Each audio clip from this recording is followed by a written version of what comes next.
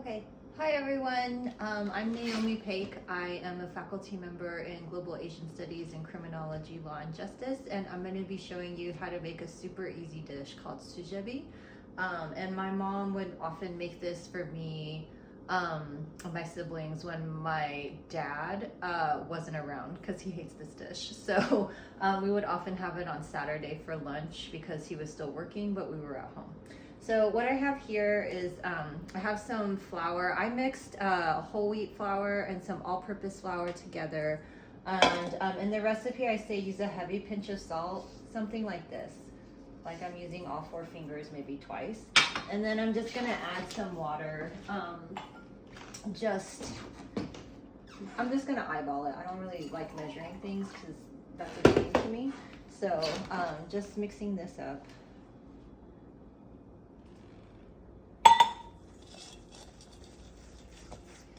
And you basically just want like a smooth ball. And you can add a little bit of vegetable oil or grapeseed oil, something like that if you want the dough to be a little silkier. I don't really do that because my mom doesn't do it and I just do what my mom does. So yeah, but if you want a silkier kind of texture, you can go ahead and do that. So this is looking a little dry. I'm going to add just a little bit more water.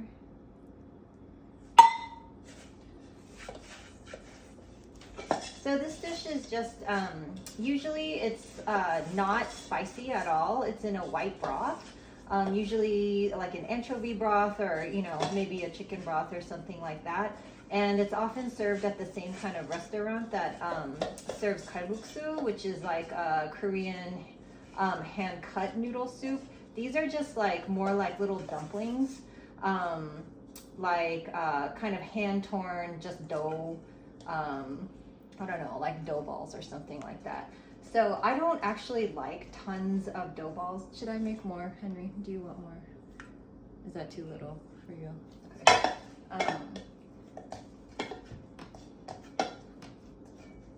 Yeah. Maybe I'll do a little bit more. This seems a little sad.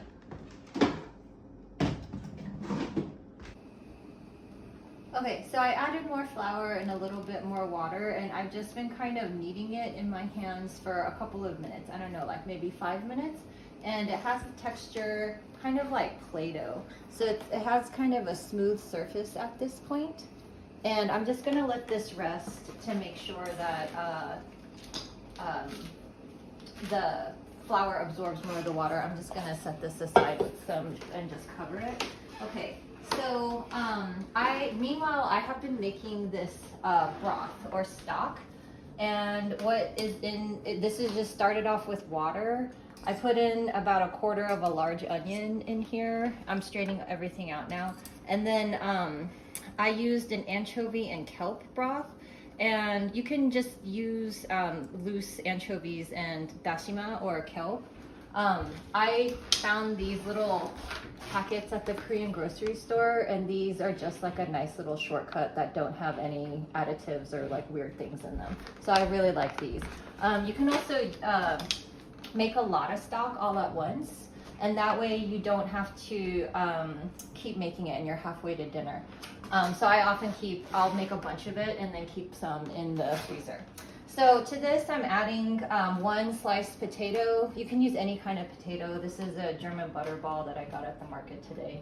I'm just gonna put these in first because potatoes take a little while to cook. So with the stock, I put these things, the onion and the packet of anchovies and dashima, in for about 30 minutes, and you just let it simmer slowly, and then you can strain it out. Okay, so next we have all of our like goodies, all of our good stuff. So I've pre-cut up some onions, some yellow squash, some scallions, a bunch of garlic, and about like 2 handfuls, like this much, of kimchi. And so kimchi, I feel like everyone knows what this is at this point. But it's fermented spicy cabbage. It's like basically Koreans can live off of kimchi and rice. I'm also going to add a little bit of gochujang, which is a spicy soybean paste. And it comes in little packages like this. To season the soup, there's gukganjang, which is like soy sauce specifically for soup. And then I'm also going to use some fish sauce because fish sauce and kimchi go really good together. So, okay, so let's just get to it. This is really, really like stupid easy food. So, which is, and it's also very inexpensive. So it's great if you're in college, basically, and are on a budget. And yeah, my dad doesn't like it for reasons that I'll talk about later, but the kind of frugalness of this dish is one of the reasons. So I'm just adding my veg to the stock, except for the scallions. And I'm also going to season it with all of the garlic and all of the kimchi. And so with the kimchi, you want it to be kind of old, like it's been sitting around and fermenting a little bit. So this kimchi, it's got kind of a darker color. It's not that bright, nice red color. It's kind of darker. It's a little bit softer than you would eat it at Paik as a pickle. The reason for that is you want, whenever you're cooking with kimchi, you actually want it to be kind of sour because it'll taste better once it's cooked. So like kimchi jjigae or sundubu jjigae or whatever, you always want to use kind of older kimchi.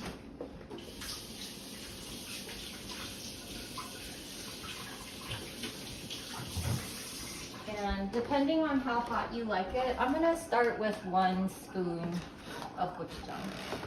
And then also when you're buying gochujang or doenjang, look at the labels because industrialization is ruining our food and there's a lot of crap in these products now, like corn syrup or MSG and stuff like that. And that's nasty. You don't want that.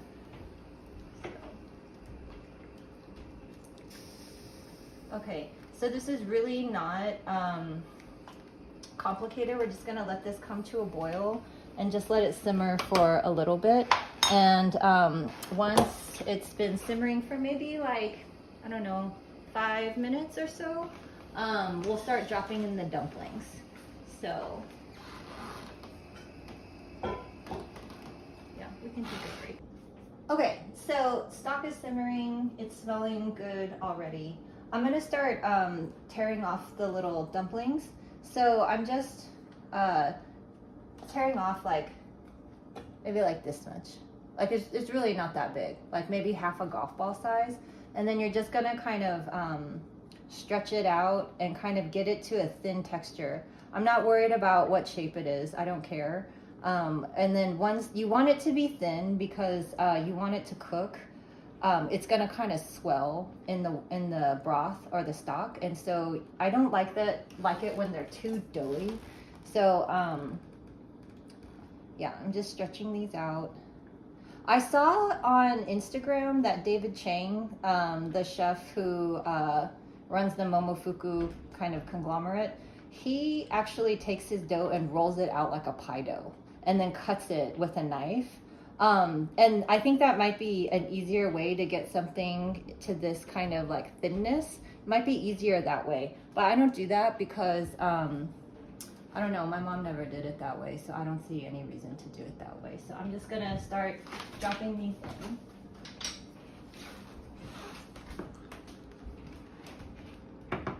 So you do want it to be, you know, bubbling away. And I made a couple of other ones for you. So I'm gonna drop these in.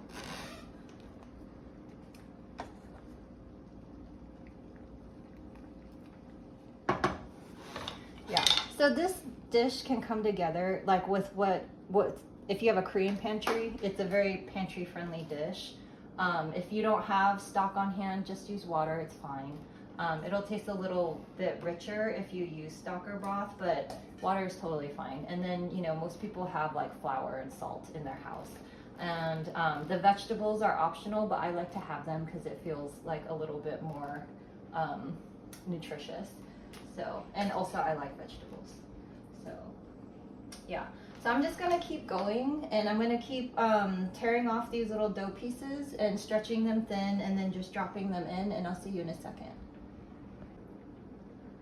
Okay, so I pulled and stretched all of the dough, and I dropped them all in, and they're just cooking in this kind of medium heat, kind of a soft boil on the stock, and it's coming together really well. The potatoes are cooking, and I probably should have done this before I put in the dough, but I'm gonna season it with some soy sauce for soup. If you don't have soy sauce for soup, that's fine. Just use regular soy sauce if you want. That's totally fine. Just gonna go maybe that much, and then some fish sauce. I really like fish sauce as a salt, so maybe like that much. I don't know, maybe like a tablespoon of each. Half a tablespoon, something like that. You should do it to your taste.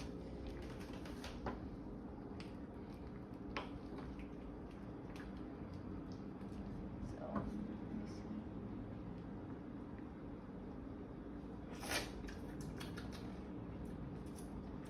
I think maybe a little bit more fish sauce.